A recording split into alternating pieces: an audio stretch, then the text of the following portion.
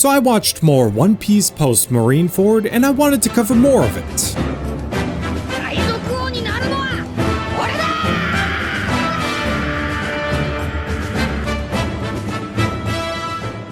To be fair, most of these moments I absolutely loved, but there is one moment that kind of annoyed me, and I'm gonna get a lot of pushback from. I don't even think it's a bad moment.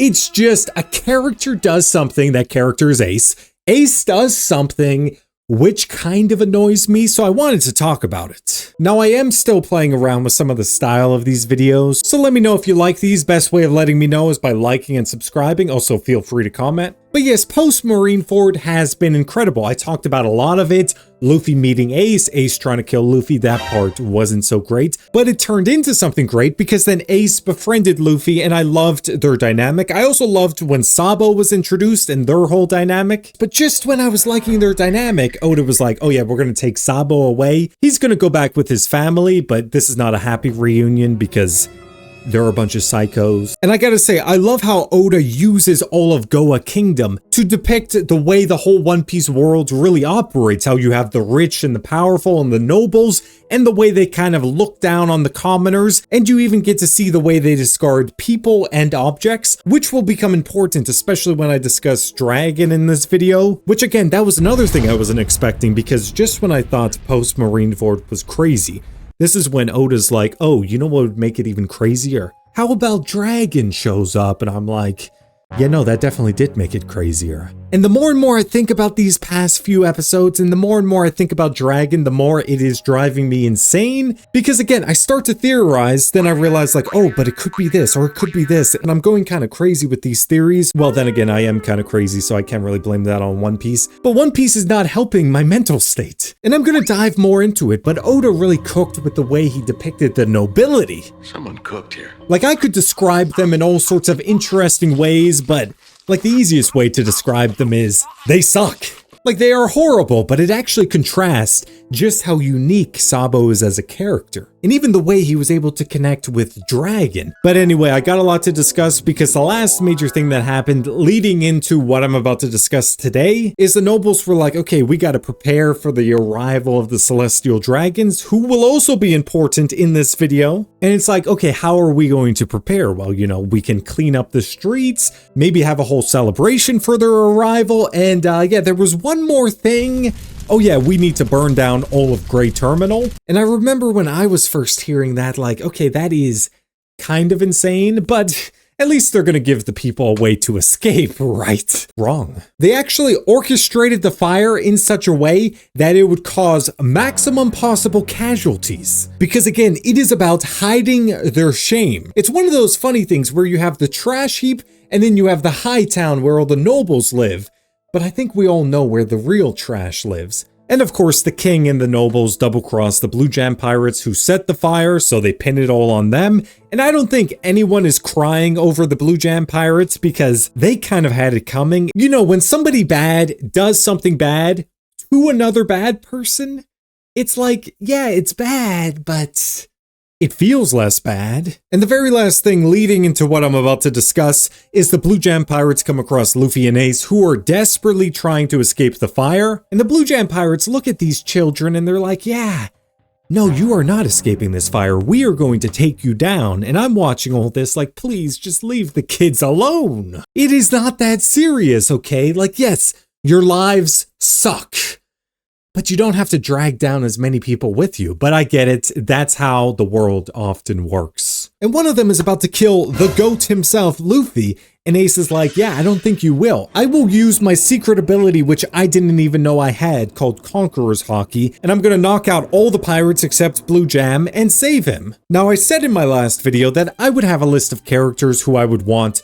to have Conqueror's Haki. Really, it was only 2 people. Now again, this list was not based on anything other than I simply wanted to give my 2 favorite characters the best stuff. It had nothing to do with logic and was purely my own selfish desires. But based on everything I've seen established in the story, if you want my actual list, I would hope Oda doesn't give it to too many characters. I'm thinking maybe around 20. Obviously, Luffy has it. I think the Emperors will have it. Most of the Warlords, or maybe not most, but at least part of the Warlords. many of the most powerful Marines, like some of the admirals and things like that. Some of the powerful first mates, but regardless, the point is, I hope this ability doesn't go out to too many people, because the fewer people that have it, the more special it becomes.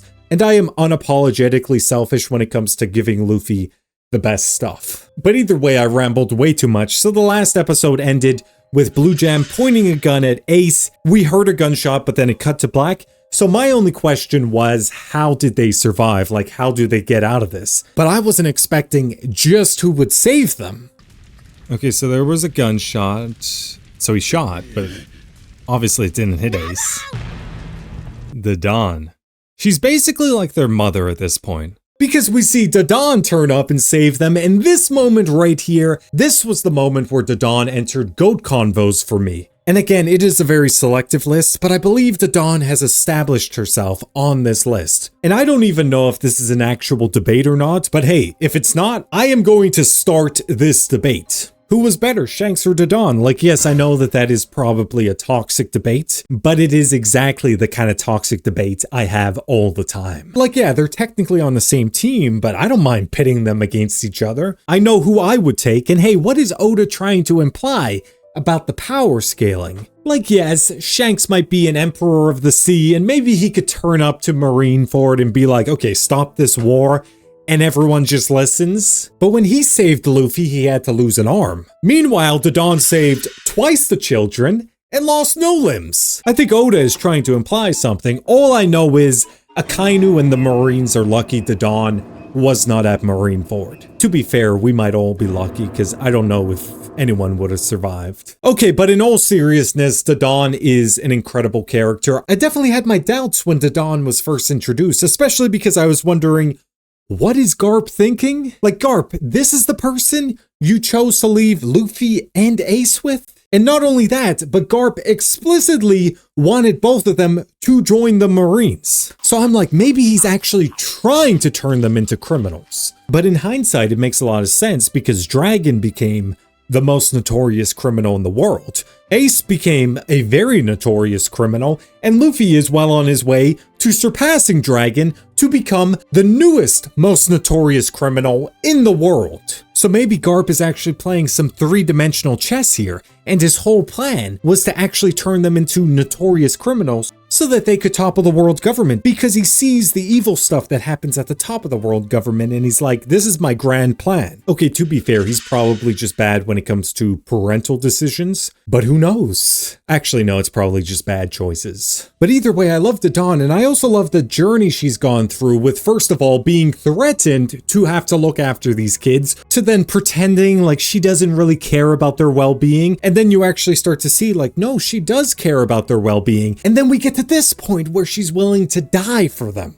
Like, if that isn't spectacular character development, I don't know what is. And I love the way she calls Luffy and Ace my boys. Yeah, no, Dadan definitely deserves a place in GOAT conversations. Okay. Yeah, no, because that would have killed him.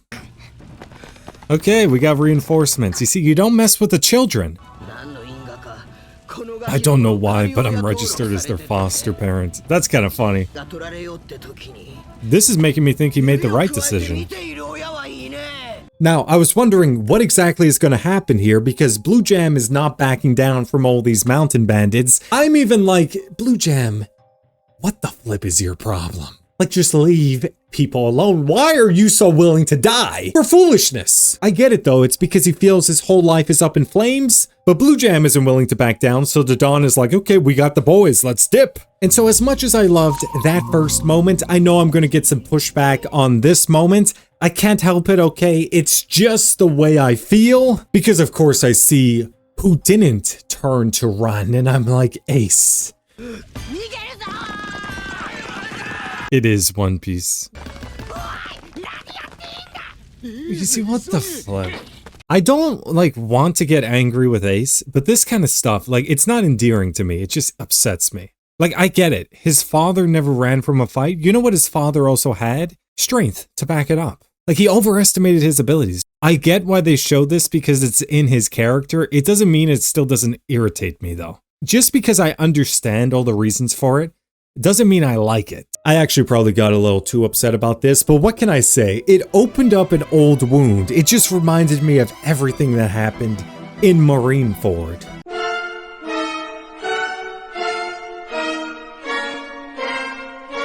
Because Ace is just like, I won't run. But like, there's a time and a place.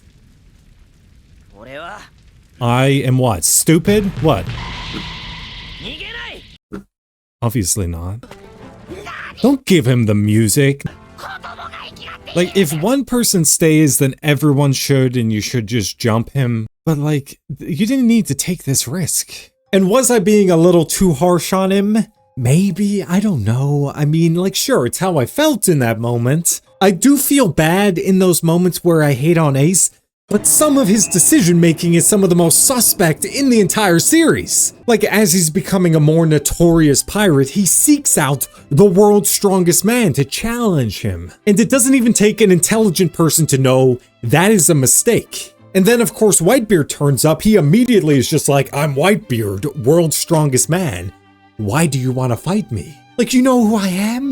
Now, thankfully, Whitebeard is also in goat conversations, and he's like, I want you to be my son. But in that moment, Ace and his entire crew, because it wasn't just Ace, no, his entire crew's lives, also depended on Whitebeard's mercy. And then, of course, Blackbeard kills Thatch, and Ace is like, okay, I gotta go after Blackbeard. And everyone, Whitebeard and his entire family are like, no, don't go. You know, if the world's strongest man, if Whitebeard himself is just like, no, I got a bad feeling about this one.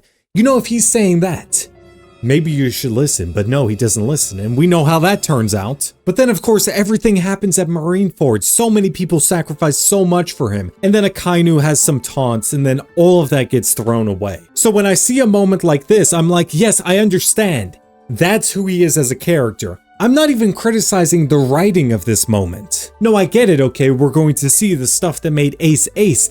And again, it's not the fact that this moment is bad, because I actually think there are some good quotes in this moment. But it was yet another decision by Ace that just got me so upset. And the worst part about this, for me, was when Dadan was like, okay, I will stay with him. I will make sure he gets back safely. Because in that moment, I'm like, Dadan better not die here. Dadan... I'm trying to think if there was any indication Dadan survived into the present. I think so. Anyway, the only reason I'm bringing it up is because this better not cost Dadan her life, but I'm pretty sure she's still alive in the present. I could be forgetting a scene where it indicates like, yeah, she definitely is. And I was trying to remember, and I was like, okay, I think I remember there was this one time where Luffy's mayor was talking about Dadan, and it was implied like, okay, she was alive. So I was holding out hope on that, but I didn't know. However, I was just thinking like, okay, if Ace's decision here cost Dadan her life, I don't even really want to think about how I would think about Ace after this. It would not be good. So yes, to be abundantly clear, it's not the writing of this moment that upset me. It's Ace's recklessness that I had to see once again, and I was just reminded of all those other times where he made the same decision and it didn't work out. So anyway, the mountain bandits carry Luffy away, and you have Dadan and Ace, and they are facing down Blue Jam. And I will say, it is kind of interesting. I don't know if this is intentional, but probably. That, of course, Ace is surrounded by fire in his backstory, and he becomes Fire Fist Ace. Now, I will say the best part about this particular moment is that Blue Jam actually drops some crazy good lines. Because Blue Jam basically just predicts Ace's entire future in a couple of lines. Ace, like, what the flip? You see, this kid should get a beating after this. A woman and a child. It is kind of interesting though, because like Ace obviously becomes like Fire Fist Ace. You got the fire raging all around. Only the strong and the cowardly survive wars. Yeah, the brave always die. He's right. And that right there perfectly sums up what will happen with Ace. And I was like, man, if he just could have learned the lesson that you don't always have to fight. You don't always have to prove how strong or how brave you are to everyone. But that right there is what I believe separated Ace from Luffy, and that's one thing that Shanks made sure to teach Luffy. There's a time and a place, Ace. Somebody needs to teach him this lesson. He needed a Shanks. That's what he needed. And I understand why Ace is the way he is. It's because that's the way his father was. And he also has some other trauma that he's dealing with. So there is a lot of intricate reasons why he acts like this. So I can appreciate the way his character is written. I can also appreciate that it is realistic, that so many people in real life never learn from their mistakes. But just because I can understand something doesn't mean that I like it. What the fuck? But anyway, the fight begins, we cut away, and we don't get any sort of resolution on that for a while. So anyway, I know I spent a while discussing that particular moment, but it was also a big moment, and I also felt like I needed to explain myself. I imagine people will be like, you were still overly harsh on Ace. But regardless, then we cut away to the rest of the people trapped in the fire in Great Terminal. And just when I was like, I thought Dragon was gonna save them, like, can't he put out the fire? This is when he swoops in with his power to create a path. I thought that Dragon would put it out. Maybe he will. Okay, he is. Okay, like, maybe I misunderstood. I thought he had like a storm devil fruit or like a weather devil fruit. No. Okay, no, there is more to it. Maybe I'm just totally wrong, but I think like this could go back to Davy Jones. Now, I'm still very unclear about what his devil fruit power actually is. And I did briefly speculate on what it could be, and I've thought about it more and more. Because from everything I saw in Logetown and also here, I think it's a storm devil fruit. And if that is the case, then I think it's incredibly symbolic. But if it is a storm devil fruit, then I thought that maybe Dragon could represent the Dragon King from Chinese mythology, because the Dragon King controls the weather. He's able to create storms and different things like that. Now he also has a human and a dragon form. So that got me thinking like, okay, if he has some sort of storm devil fruit ability, then I wonder if he doesn't actually have a storm devil fruit, but if he has like a mythical dragon devil fruit, which then gives him the ability to control storms, and he's a character that is constantly talking about how he brings in the storm. I even wonder if he could help control and manipulate the tides, but I understand that maybe he has no connection to the Dragon King in Chinese mythology. But I did think that there were some interesting similarities or potential similarities. Like the Dragon King has red skin, and I'm like, Dragon doesn't have red skin. But what he does have is a red tattoo. And I almost wonder like, hey, what if it's not even a tattoo, so much as maybe he consumed this like mythical dragon devil fruit, and then this mark formed on his face. And even when I think back to Logetown, obviously there was a storm that approached, and it brought the rain and some wind and also a lightning strike, all of which really helped out Luffy. But regardless, that's an idea I've been playing around with recently, especially because I know Oda really loves to pull a lot from mythology. I also of course mentioned that maybe Dragon has some connection to Davy Jones, which I know I said I wasn't really going to bring up Davy Jones that much, especially because it feels a little like cheating, because not long after I made a few of my Davy Jones theories, it was then confirmed to me that his name popped up in the present day story, so I'm like, I'm tempted to really dive into a lot of the thoughts I have, but like I said, it was kind of confirmed through some comments that his name reappeared in the story, so it would feel a little unfair to speculate on that too much. But the only reason I mention it is because it is an old sailor's legend that Davy Jones brings in the storm, and I was like, hey, you know who else brings in the storm? Dragon. Or maybe he does, maybe he doesn't. But we see Dragon is with some revolutionaries as well, such as Ivankov. Dragon is definitely one of the most mysterious characters in the series. Is that Dragon's ship? He has saved a lot of people too. Crazy how many people would have just died. I mean, it's more than okay. Yeah. Ivankov. Look at that ship. I love it, man. Luffy has, what does Luffy have? He has the Sunny on the front of his ship. So, you know, like there's symbolism to that. Dragon. That's a cool ship, though. And again, I will always appreciate Ivankov and Jinbei for basically babysitting Luffy, so to speak, during Impel Down and Marineford, because again, Luffy would have died multiple times without them. Also, Dragon's ship is incredible. I love the design. And I'm a pretty big advocate that even the little details in One Piece, like the design of a ship, or even the clothes and the fashion people wear, is incredibly important. Like with fashion, you might laugh at me, but it's also a big part of the reason why I am such a big Buggy believer. Which I don't really want to get too much into it, I just find it awfully suspicious, and again, I can't prove any of this, but hey, it's suspicious to me that Buggy dresses with an almost identical fashion sense to his captain. Now, there are some differences with like the colors of their clothes and different things like that, and you might be like, the fashion is really not that important, but I think it's important to these characters, especially because after Buggy escaped from Impel Down, he had on his prison outfit, but the moment this man arrives at Marineford, when he announces himself to the world, he used some marine clothes to fashion himself a very similar outfit. That is one of the reasons why I'm like, hey, maybe he carries on the will of his captain more than anyone else in the Roger Pirates. Now, there are many larger reasons why I believe in Buggy, such as him and Luffy were the two captains that met Gaimon, and you know, like there's a lot of stuff I can get into. It's not a Buggy video. I simply wanted to mention that to say, I think these little details, even these seemingly small details, matter. But yes, speaking of the revolutionaries, this is when I see Kuma. Kuma. Is this? I'm pretty sure this is the first confirmation, like absolute confirmation he was a revolutionary. And at this point, it wasn't a shock at all that Kuma was a revolutionary. I was just waiting for the confirmation because it was so heavily implied. First in Thriller Bark, when Kuma let the Straw Hats live and he mentioned Dragon's name. Then when he showed up in Sabayoti to save them once again. Then all of his connections to the revolutionaries, such as Ivankov. Not to mention even sending Sanji to Ivankov's kingdom.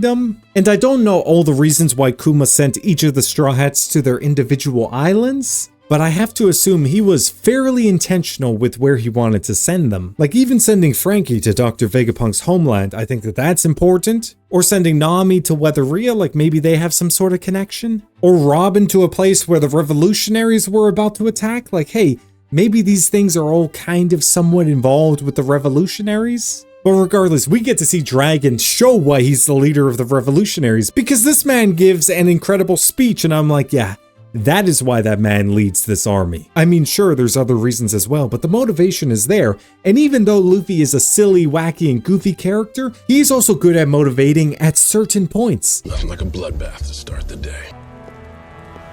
I love the music, man. Look at Dragon, so inspirational. Okay, he's recruiting.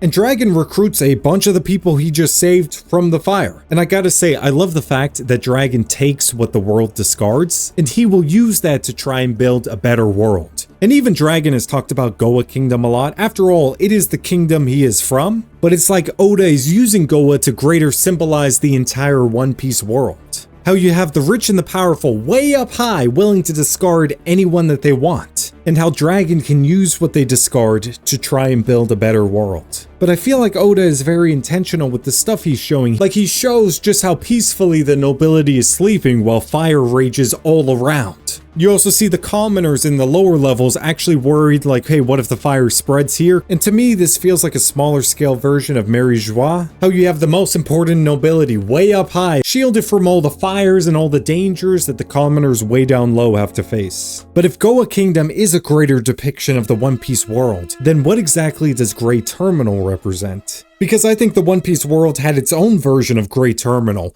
where the nobles or the celestial dragons wanted to hide their shame, or they wanted to get rid of something, you know, maybe something that happened in the Void Century. They wanted to erase something from existence and from history. Now we do get to see Luffy wondering like, okay, what happened with Ace and Dadan, because some time has gone by, and again, I just feel so bad for Luffy. Ace needs to stop making Luffy cry. Come on, Ace. I'm trying not to be too hard on Ace, because I know, like, obviously how it ends. And so the next day, Dadan and Ace still haven't returned, and we see a bandaged up Luffy who's hurt, and he's still desperately trying to look for Ace, but obviously he's too injured to go anywhere. It's interesting though, because Luffy is obviously in a very weakened state. He's bandaged up in the present day, just like this. And he's worried about Ace, and like he was crying over him, so it's like the parallels are right there. You see, you gotta stop making Luffy cry, Ace.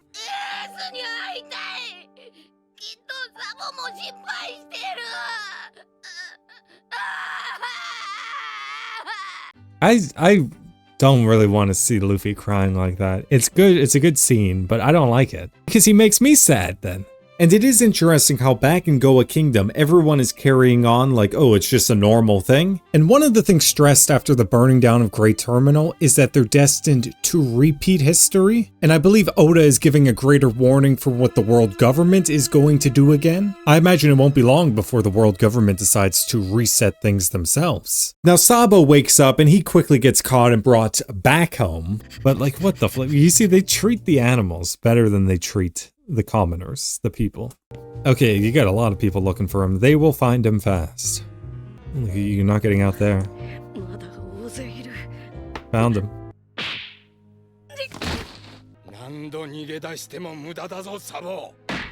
And once again, his dad shows how crazy he is. Like, I was kind of joking around with this guy, how almost over the top he is. But this is legitimately a bad guy. Like, he threatens his son once again.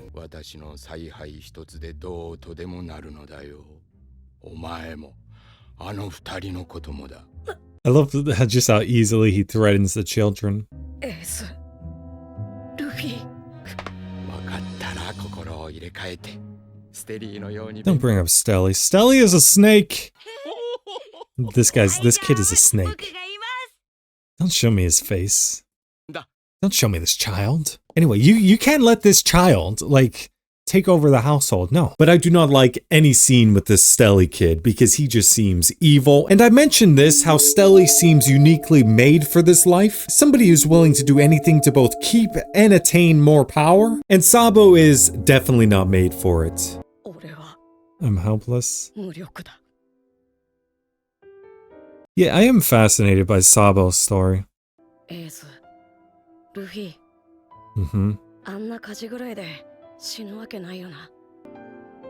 I do love the connection. All three of them, very different backgrounds, all bonded by the fact that they all feel so alone. And honestly, even though I like to joke around with One Piece, I do feel bad for Sabo. In fact, I found myself connecting far more with Sabo than I ever thought I would. And also seeing the contrast between the way the rest of the nobility, particularly even Sabo's family, acts. It really does show how unique Sabo is in this situation. And Sabo is locked away in his room to basically spend his days, and the toughest part for him is he doesn't know if Luffy and Ace are alive, but even so he decides like, okay, I've got to get out of here as fast as possible. I've got to be free. There's his chance to escape. I wanted to see a celestial dragon. Said nobody ever who actually knows the celestial dragons. That should just tell you. Like, I guess, yeah, the commoners would be like, oh, okay, this is a big event. Like, oh yeah, royalty and stuff is coming. Like the people in Sabaody who have to see them all the time are like, no, these people suck. Which they do. Either way though, clearly this guy is always dozing off on the job and he'll be the only one there tomorrow, so what, Sabo will escape? But shortly after this, we see the celestial dragons are about to arrive. And so this is when Sabo makes his escape. He already escaped and he's on a ship. That's not gonna end well. But that's a Jolly Roger. And you're sailing like right at a Navy ship, carrying a celestial dragon. And I knew instantly it is not gonna end well. Especially because I was wondering, like, how is Oda going to incorporate Sabo into the story, while also making it seem as natural as possible that Luffy wouldn't have mentioned him before? So again, this whole moment was like watching a car crash you can see happening in slow motion and you're like, I just can't look away. I know what's coming, but I can't look away. What you need to do is turn to the side as fast as possible. Yeah, I don't think it's that easy. Look at how much disdain they talk with. Yeah, he definitely saw Sabo. Like, why? It's not even... Anyway, shut the flip up. Now, I want to be clear, I don't think Sabo died. I think Sabo is alive and well in the present story. But either way, this was kind of an insane moment, especially because all the people watching are justifiably horrified. See, okay, that's their first impression of a celestial dragon now. So that was the end of that episode, and I know I spent a while discussing it, but there were so many big moments in it. This episode begins and you see Sabo on the ship. He's trying to put out the fire. Now, immediately, I would have just abandoned ship, jumped into the ocean, but, you know, what has to happen, and that was a big thing for me, because at a certain point, I was basically like, okay, I'm assuming Sabo survives into the present, but I was wondering, like, okay, something must have happened for Luffy not to ever mention Sabo, Luffy or Ace. So going into this moment, I'm like, okay, this seems like a good opportunity for him to be presumed to be dead. But again, there's still a lot of details that I don't know for sure. There is a moment that happens next episode, which all but confirms to me that he is still alive and who he's with, but I'm going to get to that in a moment. Regardless though, you get to see this despicable celestial dragon, and again, Oda really cooks with making the celestial dragon seem horrible. But just how I mentioned, it was fascinating that the celestial dragon called Sabo a commoner with so much disdain, almost like that was the most important thing to him. He actually confirms it right here. But he actually says, but most importantly, a commoner shouldn't cross the path of my ship. That's really the thing that offended him the most. Shut the flip up. You see, these guys suck. He's not dead. No. They didn't, like, bring Sabo into the story at this point and have all this, you know, backstory simply for him to die. Okay, but they're gonna think he's dead. Now you also see Dogra, the mountain bandit, watching all this, so you're like, okay, word of this is definitely going to get back to Luffy and Ace, and I'm going to talk about that in a moment. But regardless, this whole moment, as insane as it was, it probably would have been truly shocking and sad if I actually thought for even a split second Sabo was dead. Now I do still entertain like maybe a less than 1% possibility he actually died and I'm just wrong. I genuinely don't think that's the case though. Basically, the way I approach One Piece, given Oda's track record or lack of track record with actually killing off characters, Oda basically has to go above and beyond to prove to me that a character actually died, because I have basically no confidence if I don't see the body. I even retroactively look back at characters that were implied to have died, especially in backstories, and I'm like, I'm hoping he doesn't do this, but I wouldn't put it past Oda to be like, well, you didn't see this particular character die, so maybe they survived. Like, I think of characters, for example, like Tom from Frankie's backstory, who was of course strongly implied to have been taken off to be executed.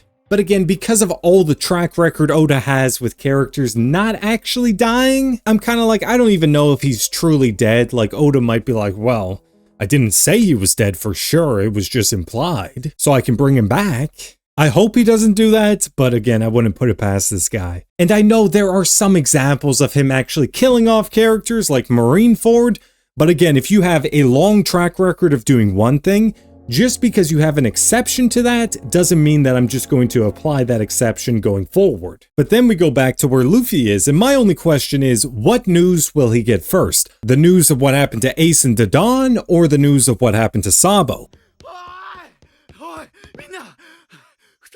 You're not gonna get good news though, they're gonna say about Sabo.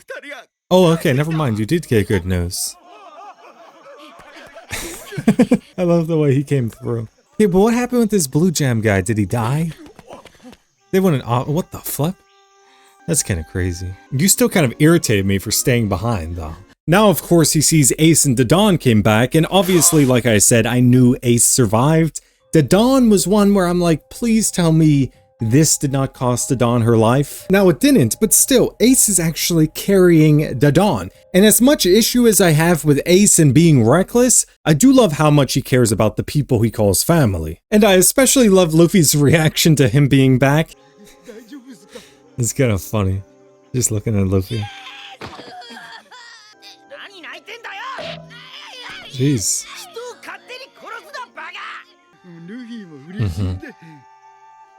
Yeah, Ace isn't very good at showing his emotions, is he? Now we do get a flashback of what happened with Ace and Dadan and Blue Jam.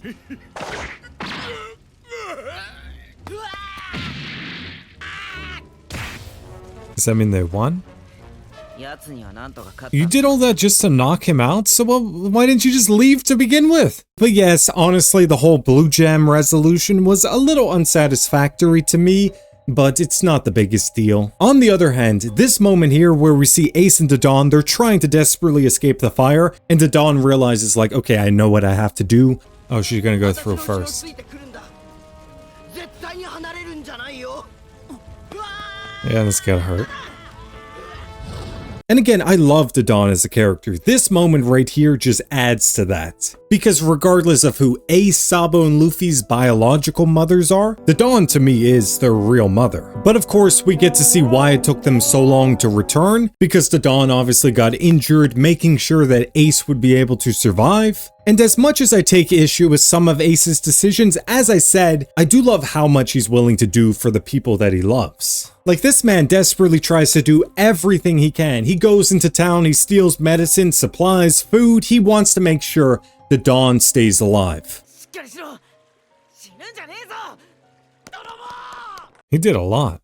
Okay. This is a whole side quest. And even as all this is going on, we get to see certain scenes of all the people cheering on the Celestial Dragon, who is riding on a human slave, which again, you know is only to show their power because it can't be comfortable, it can't be fast. It's like watching some of those crowds for dictators where everyone is too afraid to stop clapping first. Like it's a horror show in front of them and they're all applauding.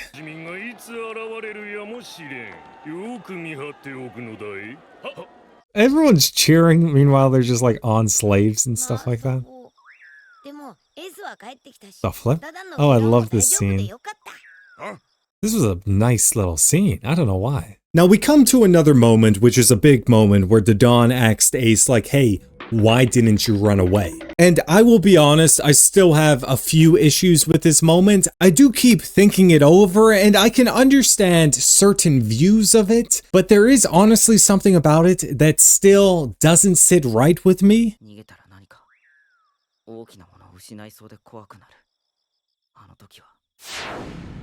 Okay.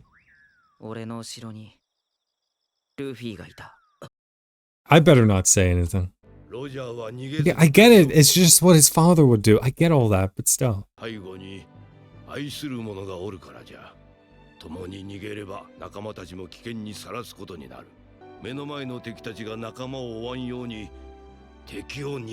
but that's a very different thing.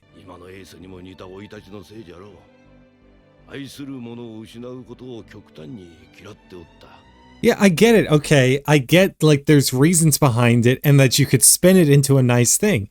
Just because like I understand it doesn't mean it doesn't irritate me. Especially because we saw with Akainu. Akainu was walking. Just walking. And this guy was like, you know what? I'm going to stop. Like it would be one thing if Akainu was like right on their tail. And he was like, okay, I gotta try and stop him. Now I understand people will probably disagree with me, but honestly, I was just in no mood to hear any sort of explanation about these are the reasons why Ace makes these reckless decisions. Because as much as I can understand all the reasoning behind it, the decisions will probably always frustrate me. And personally, I was just in no mood to sympathize with the reasons he may have made those decisions. But regardless, I do actually love what Garp says next. Because when Garp is talking about Roger, he says, even as a Navy soldier, I couldn't help respecting him. Which is definitely something I knew that there was a mutual respect between Roger and Garp, but it is nice to hear. Now it is definitely funny when he says, that's why I chose to take care of Ace. And Dadan is like, you? What do you mean you? But things quickly take a dark turn when Conqueror returns and he informs them that Sabo was killed by a celestial dragon.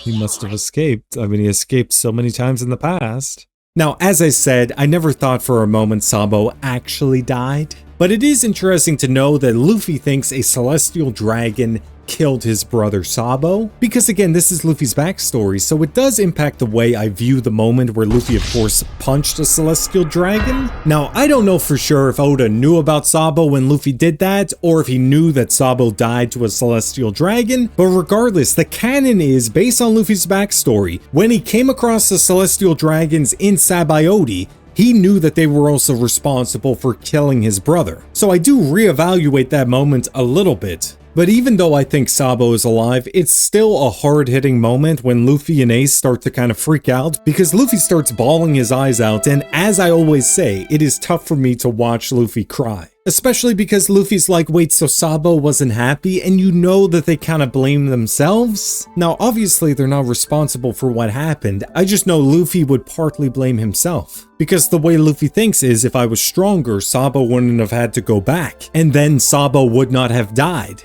Now, it is interesting how, once again, Ace wants to do something incredibly reckless, and he wants to go and kill a celestial dragon. And this, of course, is making parallels with when Ace went after Blackbeard after Blackbeard killed Thatch, despite the fact that everyone told him, don't go. Now, I understand people might feel I'm being too harsh on Ace, especially because Luffy is also kind of reckless. I see them as very different kinds of reckless. And even when Luffy, of course, hit a celestial dragon, that was in a moment where the celestial dragon was actively threatening his friends' lives. Now, of course, it was still a reckless decision, but it's not nearly as reckless as what Ace wants to do here. But Dadan has a great moment because she stops him. Yeah. That's like when Sengoku slammed Garp's head. Yeah, worse than that, not only will he die, everyone here will die. Tied this fool up. They just tied him to the tree though, that's kind of funny. And this next moment is honestly a top tier One Piece moment, because they get a letter Sabo sent before his eventual demise, and Ace gets to read what he thinks is the last words of Sabo. And the funny thing about this moment is, if I actually thought Sabo died, I think this would be by far the hardest hitting moment of One Piece to me. Like, I don't even know if anything would come close. Because hearing Sabo say it was his dream to be free and how his brothers were his treasure, something about that is so beautiful. And I did play around with the possibility after of like, hey, what if I'm wrong and Sabo actually died? And those were his final words. If I actually thought that Luffy and Ace's brother Sabo, he just wanted to be free, he just wanted to go and live his dream, and his journey was tragically over before he really got a chance. Again, if those were actually the last words of Sabo, this would probably be the most hard-hitting moment of One Piece to me. But the only issue is I'm almost certain Sabo is alive. I can still appreciate that moment, but this moment would go from a very good moment to the hardest hitting moment in One Piece for me. Now, even though, as I mentioned, I'm almost certain Sabo is alive, there is still a hard hitting aspect of this moment, and this is something that only hit me after I thought about it more. But to Ace, whose life is now over, these are the last words of Sabo. Because regardless of if Sabo is alive or not, Ace lived the rest of his life believing his brother had truly died, and believing that these were his last words. And even saying this, I kind of feel myself getting emotional. But honestly, while watching that, this realization was not setting in that Ace in this moment truly believes his brother is dead. So I thought it was a nice moment, but the first time I was watching, I honestly didn't really have much of a reaction. Did Luffy ever see this letter? I hope so. No, don't say that. It's kind of funny. よろしく頼む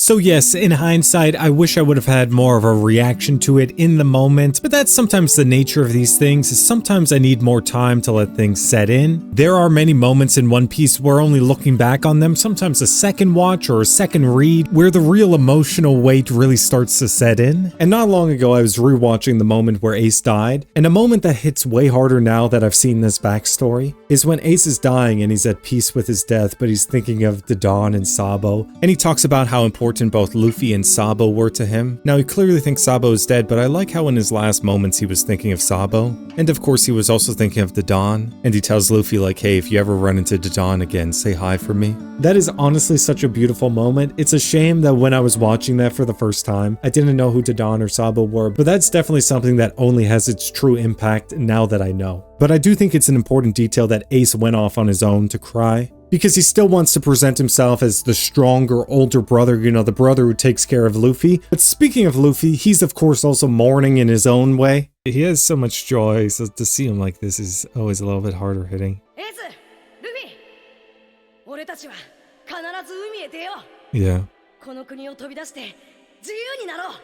But I gotta say, I love the way Luffy responds to this tragedy, which of course will become important, especially because in the present day, he just experienced the tragedy of another brother. And I love that Luffy tells Ace that he wants to get stronger so he doesn't have to lose anybody. もっと強くなりたい Yeah. もっと This is all very pertinent to the present day story because, again, I don't think Sabo is dead, but in the present day, Ace definitely is dead. And I think Luffy is going to, once again, after he grieves in the present day, also say the same thing, that he wants to become stronger.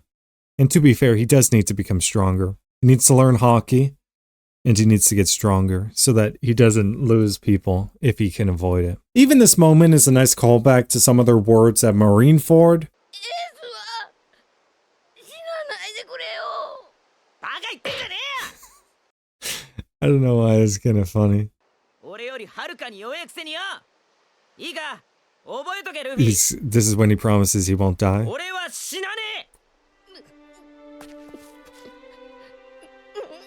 お前みたいな弱虫の弟を残して死ねるか And even like this idea of death, you know, even it always goes back to what Dr. Hiraluk said. When does a man truly die? It's when he's forgotten. So you can make the argument that as long as people carry on Ace's legacy, he has kept his promise of not dying. But either way, I love this whole final moment where Ace and Luffy, they make their promises. いつか必ず海へ出て思いのままに生きよう誰よりも自由に Look at Luffy. Luffy is the goat though. Okay, I feel like I was being maybe a little too harsh with Ace. Let's go out to sea at 17, just like Sabo. Okay, I like that. I say just like Sabo. Sabo obviously wanted to leave before he turned 18. That's why he has like the S on his tattoo. It wasn't just because he spelled Ace wrong. I just thought at first it was because he was spelling it wrong, and then he was like, "Oh, my bad. It's with an E. It's with a C, not an S." Okay, that was a nice send-off. So the next episode begins in a completely unexpected way. Like, I'm not gonna lie, it kind of freaked me out for a second there, because I definitely wasn't expecting to see Dragon and the Revolutionaries right outside of Zoro's childhood village. とある海域の小さな村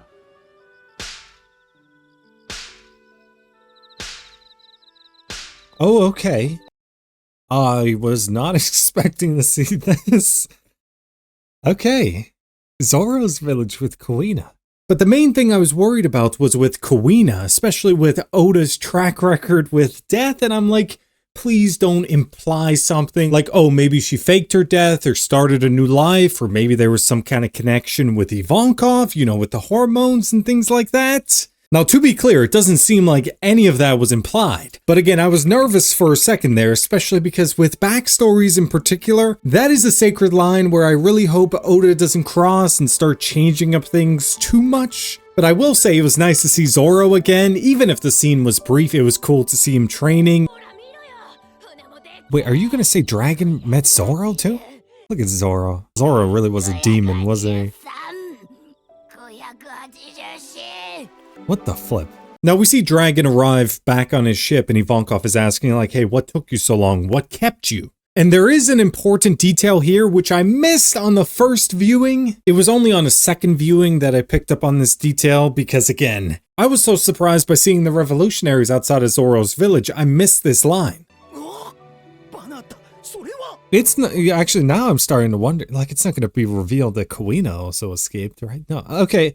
No. Anyway, I don't know where this is going, but okay. But it's implied that Dragon has an injured person and the revolutionaries are like, oh, this is bad, we need to treat him now. So I am basically treating this as confirmation that Sabo survived and that Dragon was the one that saved him. And not only that, but he went with the revolutionaries, which does seem to add up. Also, Dragon says he was watching the Celestial Dragon ceremony, so he would have seen what happened with Sabo, and of course he would have been in the area to save him. So it just makes a lot of sense that he saved Sabo. Now, it's not 100% confirmed that that was Sabo that he saved, but in my mind, it's basically as close to 100% confirmed Sabo is alive and it was Dragon that saved him. But again, to be clear, I didn't catch that line on a first viewing. So as the backstory wound to a close, I was getting nervous while watching this, like, oh, I kind of was expecting to see something that would imply Sabo survived. And I was even starting to doubt myself, but now seeing that line, I'm like, okay, that moment at least implies, like, yes, he survived. Even if it's not 100% definitive, it's strongly implied. It would also make that scene where he ran into Dragon a lot more meaningful and impactful, but I've talked about that moment enough, and we see back in Goa Kingdom, they are already piling up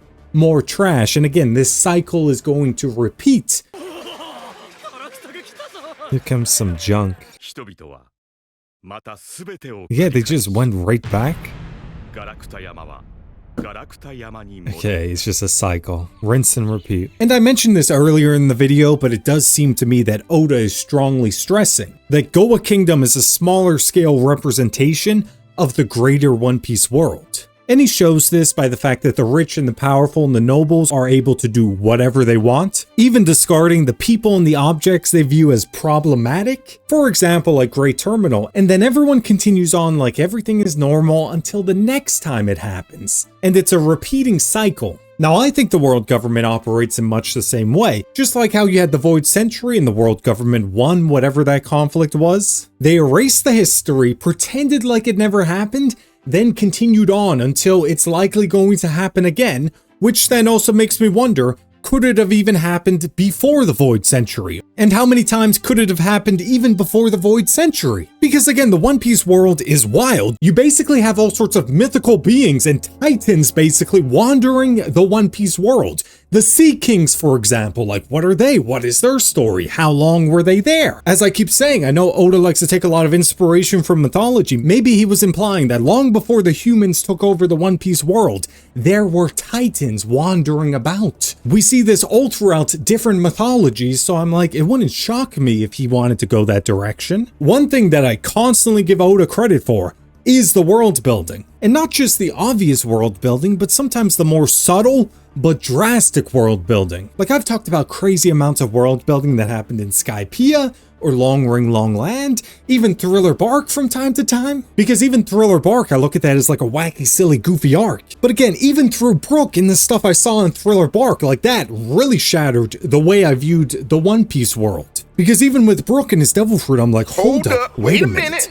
What does this imply? Because even through that one character with his Devil Fruit, Oda's like, yeah, I'm gonna reveal a lot more about my world and some of the limits of it. Such as through Brook, he confirms there's an afterlife, he confirms souls, he confirms that people can come back from the dead, and then that opens up so many questions, such as the nature and the role of gods and demons and titans in the One Piece world. Like I could look back at almost any arc, like Water 7 for example, and be like, oh, okay, I thought I was catching a lot of the world building, but there was even more subtle world building happening. And I love the cause and effect of the tides in One Piece, how Long Ring Long Land does what it does once a year, but Oda really wants to stress like, no, this is an interconnected world. And those tides have an effect on what I see in Water 7. And because Oda establishes that these things matter, I don't rule out the possibility that the moon itself could be more important. After all, the moon obviously has massive effects on the tides. Anyway though, that was a long-winded way of me saying that I think the events of what happens in Goa Kingdom are fundamentally important to the world building, or more so how Oda is using that to symbolize the greater One Piece world. Just like how I view Long Ring Long Land as symbolizing the greater One Piece world to an extent. I also think Goa Kingdom in other ways symbolizes the greater One Piece world. But anyway, I rambled enough about that. Now getting back to Ace and Luffy, I love a lot of these moments that they show. Like you get to see Luffy training and...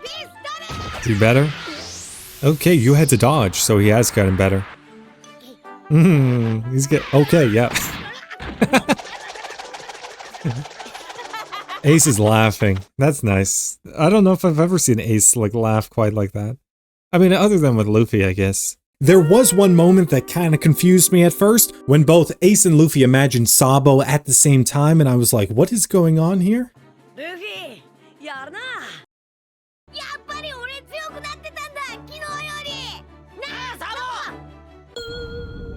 I was incredibly confused for a second there. Especially when both of them hallucinated him. I was like, wait, is this simply a memory? And it is one of those funny things where at first when Sabo was introduced, I was like, okay, am I going to get used to this dynamic? And now simply having Luffy and Ace without Sabo feels like someone is missing because somebody is missing. Now, Ace and Luffy briefly have a fight and a falling out, but I love what this moment sets up because Luffy on his own gets injured by a bear. And I love the way Ace responds because you see in that moment how much he loves his brother and how much he's afraid to lose someone else he cares about. Okay, you're about to get cooked. How bad is it? What the flip? You're not supposed to make that sound.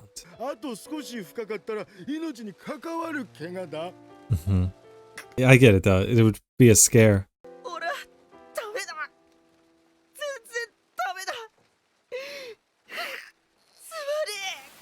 It was a nice moment. I'm actually surprised we've gotten so many of these moments. I do like the fact that they are taking the time to show like a long backstory. As much as I give him some crap for some of his decision making, I do love a lot of these character moments. Even seeing him break down and apologizing because again, he's just like, I can't lose somebody else. Now I love these next several moments where we get to see Ace and Luffy having fun, getting into trouble, training some more. What is it?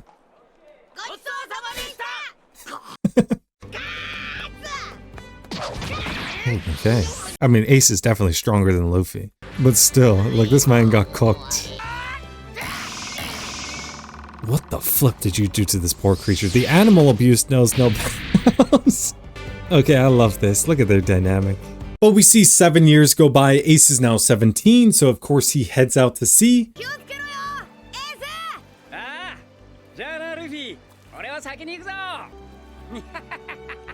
That's more like a Roger smile. Look at everyone. Like, you got, I like the fact that the mayor still comes out to support them, even though he is very much against becoming pirates. But the hardest hitting part about this moment is that Dadan doesn't say goodbye to Ace. And especially knowing the way his story ends, I have to imagine Dadan will always regret never saying goodbye to him one last time. Now, I do love the moment where the bandits give her a message from Ace. Yeah, Dadan was basically Ace, Sabo, and Luffy's mother.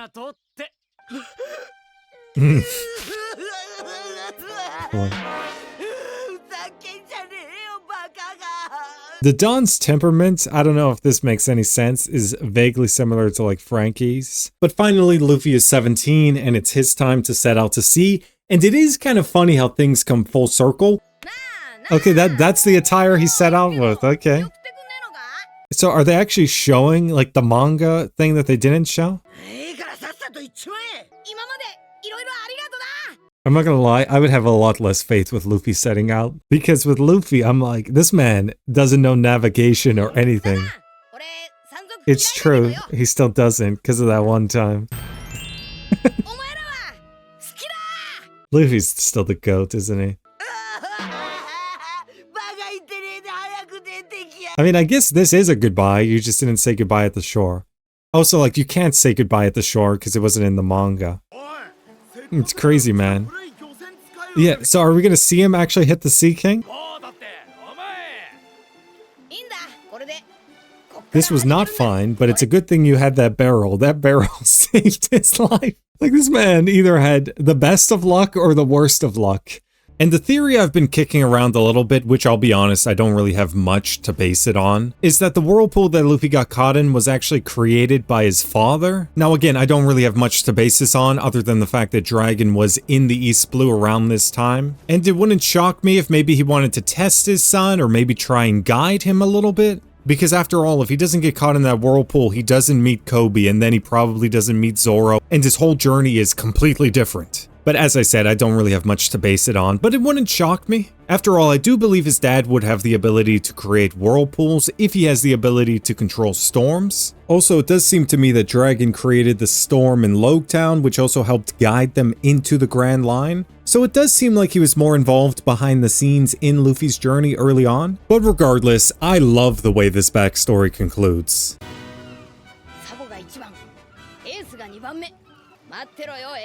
Yeah. The Sea King, though, is gonna show up, isn't it? I remember reading this in the manga. He is setting out to sea. Look at that.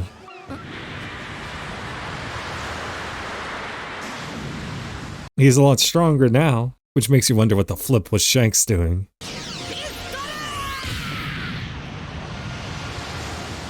I mean, to be fair, his whole boat probably would have capsized just from like the force, from the recoil of that. But he cooked this thing. Stupid fish.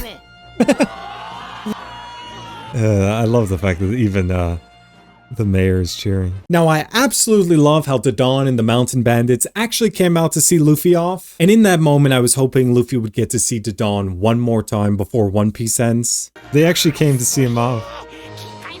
Yeah. Well, because who's the real monster of the seas? He announced that he's the king of the seas. Didn't he say? Yeah, he did say at least 10. I feel like that's like very intentional. You gotta go out and find a drunk swordsman first. The sea, though, tried to take this man out day one. I'm not gonna forget that. Oh my god. Okay, Amazon Lily. So that means this backstory is officially over. Yeah. That was a nice finish. But anyway, I love this backstory, and it perfectly set up what Luffy was going to do next. Because when we go back to the present, Luffy is still mourning. King of the Pirates? Is he gonna say weak? He's gonna say he wants to get stronger then. At least he's grieving. Like, grieving is obviously not fun, but it's important. And you just know in that moment, it's hard for him now, but he's gonna use this as motivation to get stronger. So that, like he said, he doesn't have to lose anyone else he cares about. But anyway, I rambled enough about these episodes. They were great. But anyway, what do you think about this? And also, please subscribe if you haven't. It really means a lot. And also, thank you for watching.